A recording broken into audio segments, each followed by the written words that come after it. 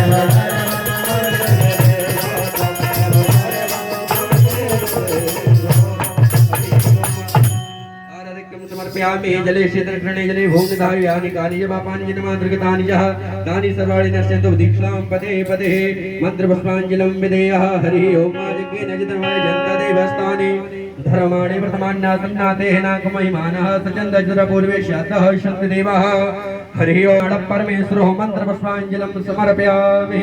बोले भागवत महापुराण की जय हो, वृंदावन बिहारी लाल की जय हो, कृष्ण कन्हैया लाल की जय हो। सभी लोग अपने स्थान पर विराजमान हो जाएं। पंचम दिवस की कथा में हम सब गुरुदेव भगवान की कथा श्रवण करके धर्म लाभ अर्जित करेंगे। सभी लोग अपने स्थान पर विराजमान हो जाएंगे।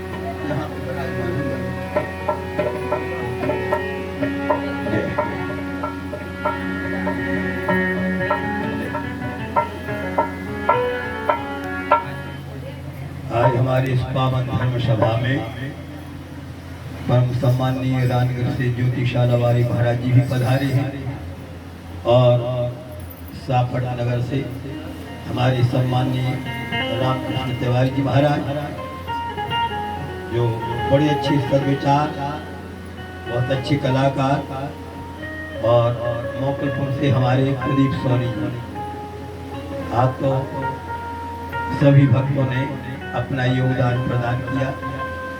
तो इस प्रकार से आप लोग यहाँ पर इस पावन धर्म मेला में अपना आत्म कल्याण करने के निमित्त, और जो आप लोगों ने यहाँ पर अपने इस अमूल्य अवसर को प्रदान किया है, सभी भक्तों को, सभी श्रोताओं को साधुवाद। बोलो श्री वृंदावन बिहारी लाल की जय हो।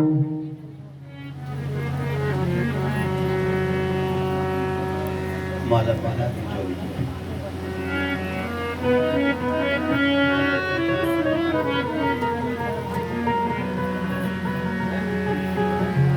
प्रभु श्री नगर की जी सबका जय हृदय राख कौशल।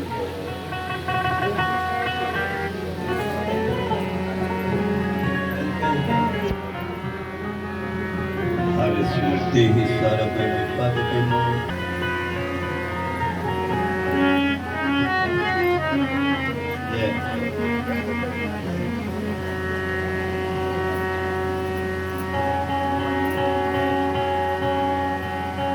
विचार कर रहे थे कि राम सेवक आ जाए, राम सेवक आई है।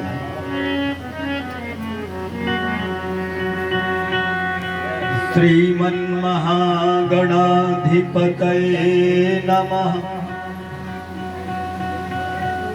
श्री सरस्वत्यै नमः। श्री गुरुचरण कमलेभ्यो नमः। वंशी विभूषित करानवनीरदाभा पीतांबरा तरुण बिंब फलाधरोष्ठा पूर्णेन्दु सुंदर मुखाधर बिंदु नेत्रा कृष्णात् परं किमपि तत्त्वमहं न जाने।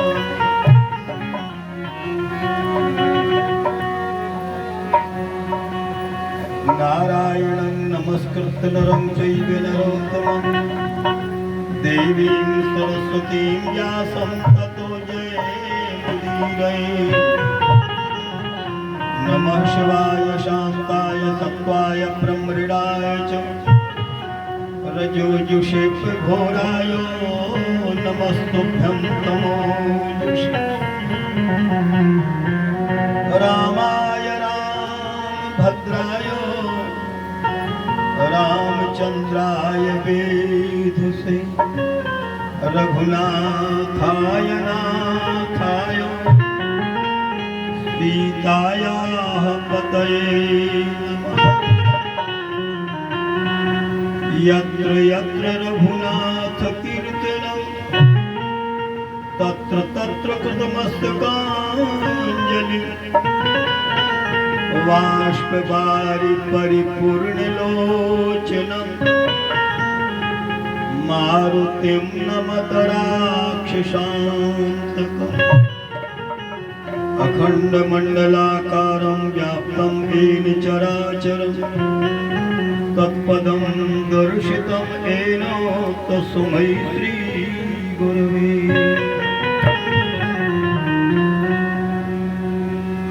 पुरुष वृंदावन बिहारी लाल की जय हो। श्रीमद्भागवत महापुराण की जय हो। हर सिद्धि माई की जय हो। अनंत बलवंत संत हनुमतलाल जी महाराज की जय हो। सब संतों की जय हो। सब भक्तों की जय हो। श्रोता समाज की जय हो। बस्ती नगर की जय हो। हर हर महादेव। प्रिय बंधुओं, भागवत महापुराण की पावन कथा हमारे आपके जीवन में यदि श्रवण करने को प्राप्त हुई है तो हमको आपको अहोभाग्य समझना चाहिए। हमारे जितने श्रद्धालु श्रोता बंधु पधारे हैं,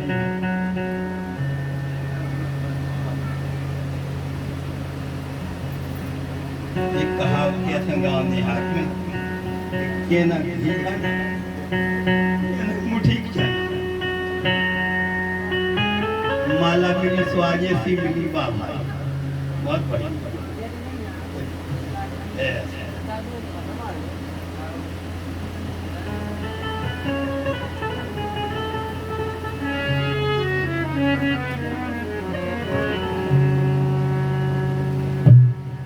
तो ध्यान दें, जन्मांतरे भवेत् पुण्यम तदा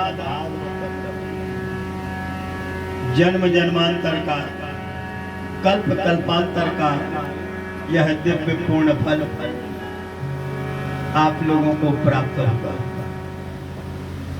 आइए प्रेम से दो बार भगवान नाम संकीर्तन कर लें और इसके अनंतर आइए भागवत महापुराण की पावन कथा को श्रवण करते हुए हम और आप अपना आत्मनाम प्राप्त करें। हे गोपाल राधा कृष्ण गोविंद हे गोपाल राधा कृष्ण गोविंद गोविंद।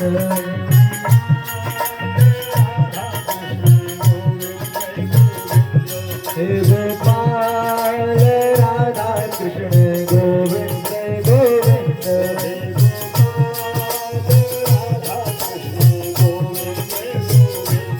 हे गोपाल राधा कृष्ण गोविंद गोविंद।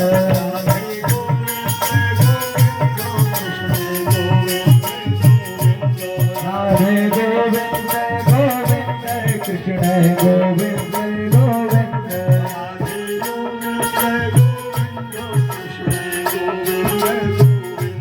राधे गोविंद गोविंद कृष्ण गोविंद गोविंद।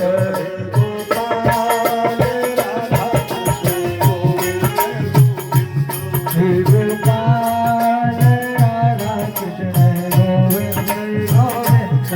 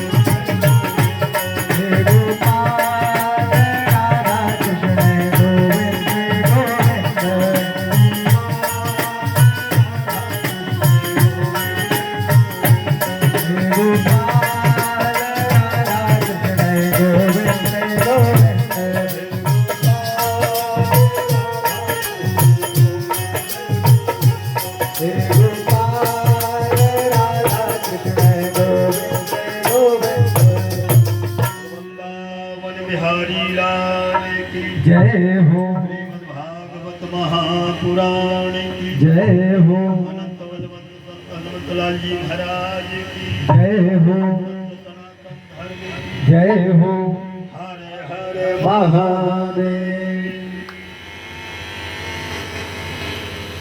अखिल विश्व ब्रह्मांड नायक परात्पर प्रभु की अंशांशी समुद्भूत अनंत आत्माओं भक्त प्रेमी श्रोता बंधु जन्मांतरे भवेत् पूर्णम तदा भागवतम लभेत्। भागवत की कथा मनुष्य मात्र को एक बार नहीं बारंबार सुनना चाहिए।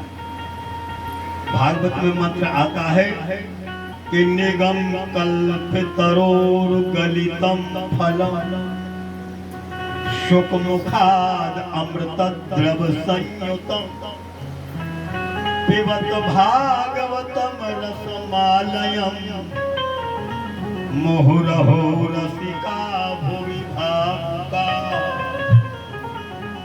ये भागवत का दिव्य श्लोक है।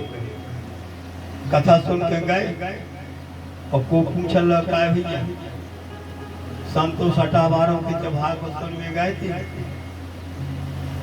ऐसी है भागवत तो का बात है खट्टी है कि मीठी है कि खारी है कि चिरपिरी है लंबी है कि चौड़ी है फट से उत्तर दे दिए को पूछे कैसी लगी भागवत कह दिए जैसी पकी साए मीठी लगा दे जैसे पकवा मीठो लगा थे ऐसे ही भागवत लगे हैं।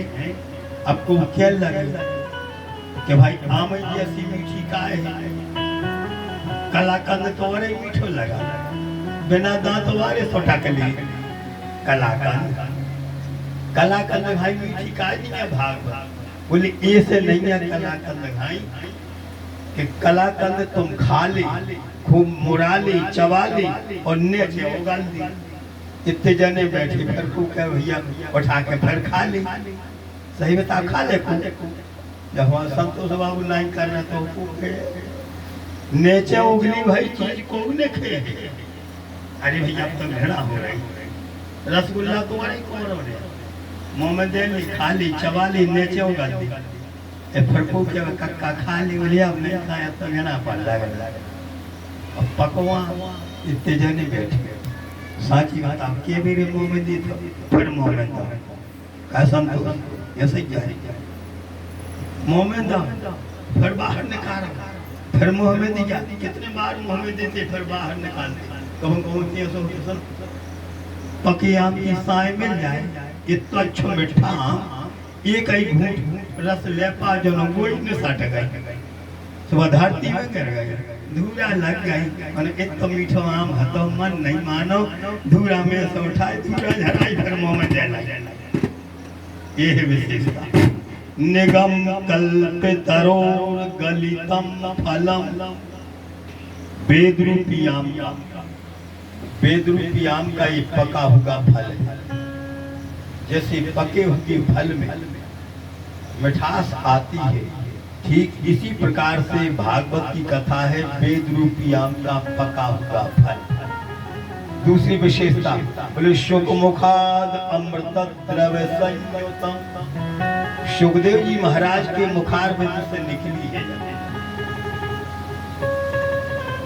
गांव देहात के नाते फल तो मीठा होता ही है लेकिन गांव देहात के लोग कहते हैं जिस फल में सुगा की चोंच लग जाए वो ज्यादा मीठा हो जाए मीठा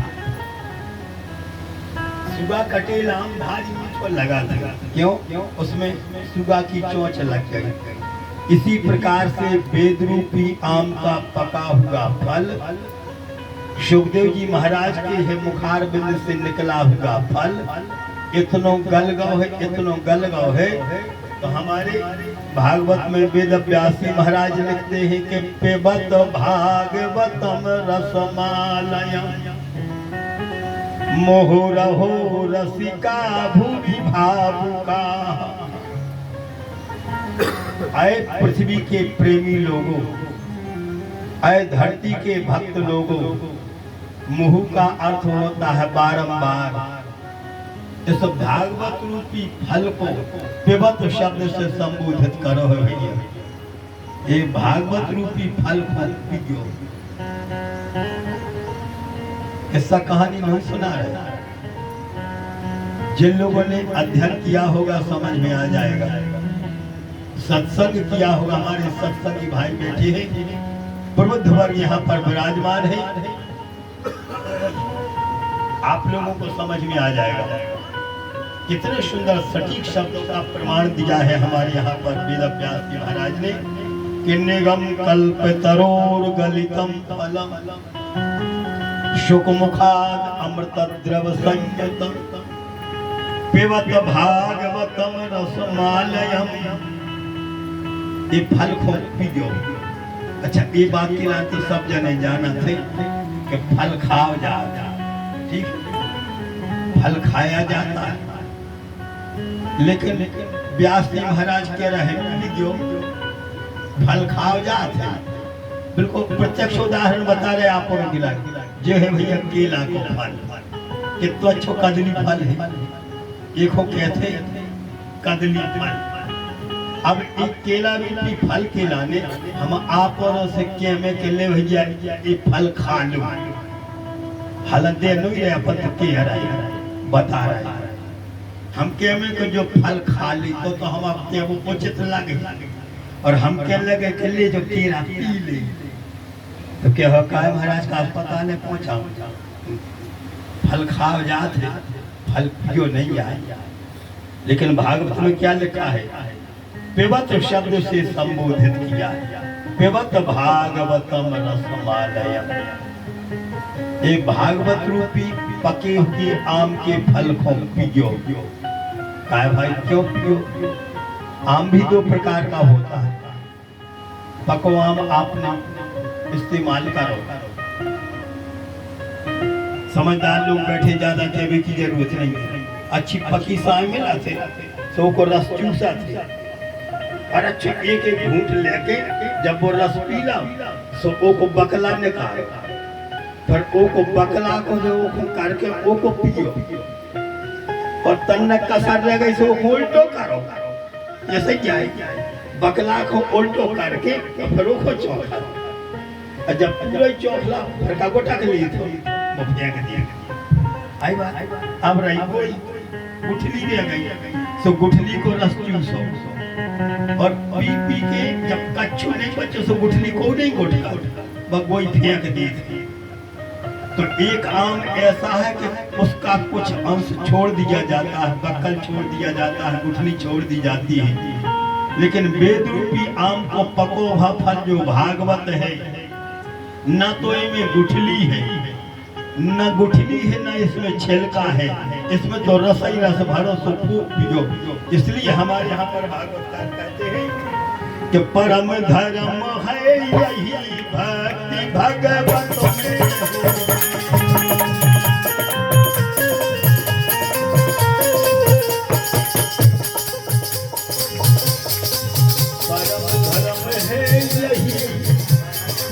परम धर्म है यही भक्ति भगवत में हो।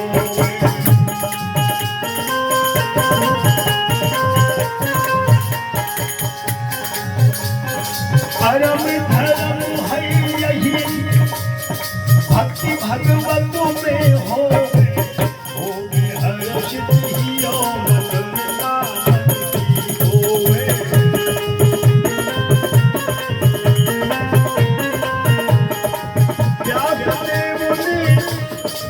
व्यास देव ने जग के हित यह कथा बनाई, कर लो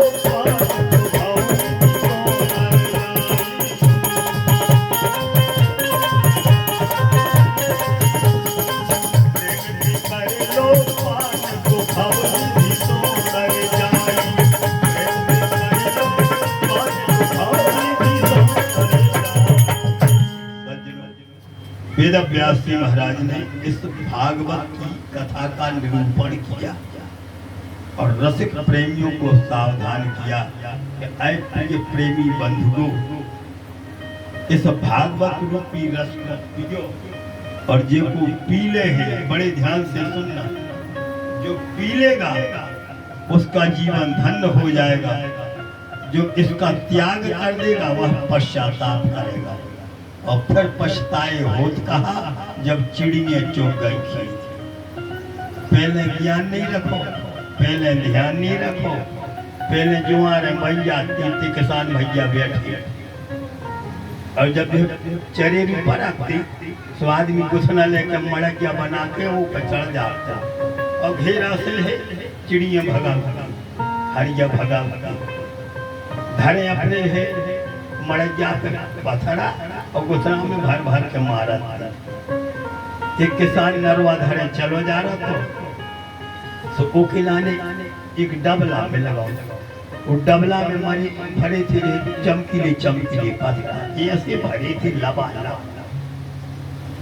अब भगवान जाने को धरगा, हम तो हती नहीं होती, अपन तो दृष्टांत बताए। वो डबला में भरी थी अच्छी चमकीली पथरा। जब ये डबला उठा के देखो रास्ता ही कहा हमें इतना न कर मुझे तुम तो नाम आता रहा, हमें ये मतलब नहीं। तो जैसे ही चमकीले पत्थर उसमें दिखलाई पड़ी तो इसने सोचा बहुत अच्छी पत्थर है, उछना में धर के चली फिर उठाओ डबला, और उसी समय में कंकड़ पत्थर लेके अपने खेत पे पहुंचे। मड़किया बना तो सोई पे धर पास में हती नदी, नदी हती गहरी भारी जल भरो था, किनारे कहा तो गुथना में भर भर के पत्थर, और कैसे एक एक पक्षी नहीं जो खा रहा होता है, साफ चरी भाग रहा है, एक एक करके वह पत्थर जो है यहाँ पर गुथना में धर के फेंक रहा होता है। भाग्य की बात कि वाही समय संत एक आई, और देख के कौत के दुख पाए।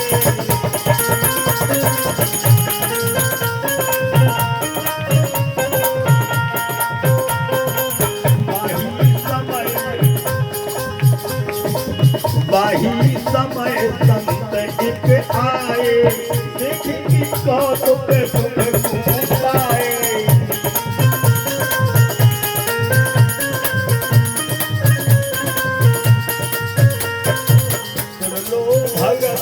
वचन हमारे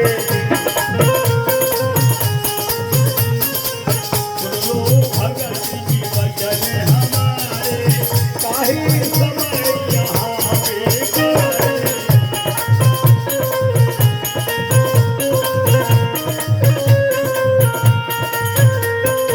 सुनो भगत जी वचन हमारे, काहे समय यहाँ बेकार।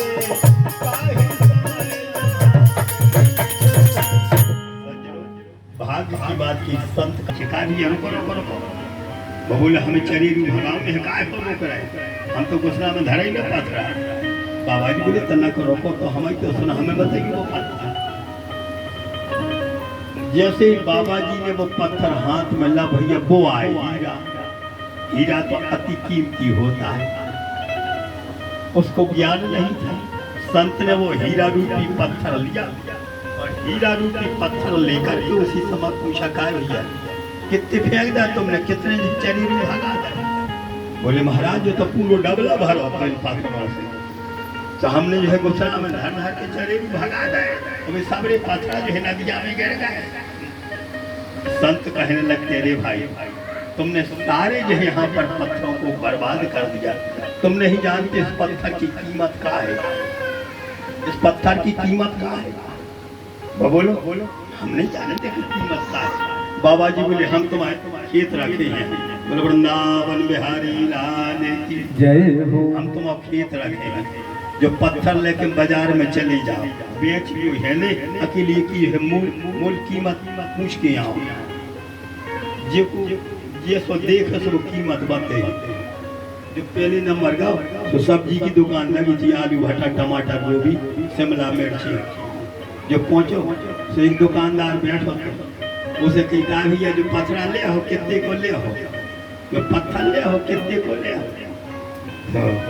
उन्हें पत्थर लाओ किसान के हाथ से, पत्थर ला देख अरे बहुत अच्छो बट खराब आना भैया जो तोलवे के लाने बहुत अच्छो सो किसान बोले कितने मिले रहे बोले 2 किलो आलू तोलते भाई कम से लग रहा है तो बोले आधो किलो शिमला मिर्च ले लीजिए बस 2.5 किलो बेच रहा है का जो बोले बाबा जी कह रहे थे बेच के लेकिन कीमत पूछने की बस उसी समय सब्जी वाले के गए तो 2.5 किलो में मूल लगो फिर पहुंचे किराने की दुकान पे किराने की दुकान पर जब पहुंचा और जब दुकानदार ने देखा तो उसको कुछ समझ में आया वो किराने के दुकानदार वैसे ही उसको ही ज्ञान नहीं था वही नहीं परख पा रहा था वो बोलो ठीक है ये पत्थर फलाने हम ले ले हैं ये कि 100 रुपये दे अभी तो मन पड़ो कहाँ 2.5 किलो आलू और कहाँ 100 रुपये ये भैया